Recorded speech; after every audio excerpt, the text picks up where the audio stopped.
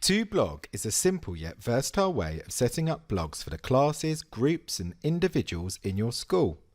Blogs can be created for a particular class topic, piece of work or any other project of your choice. Children can create their own blogs which are only visible to themselves and the class teacher, unless the teacher makes them visible to others. Blogs that have been created are viewable from the sharing icon. The powerful options in the Manage Blogs section allows teachers to be in complete control, with options to choose who can see and comment on blogs. It's even possible for the public to view and comment on blogs. Any comments by the public all have to be approved by the teacher.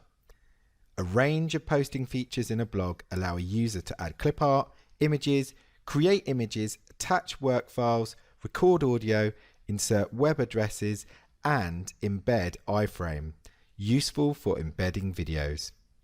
For more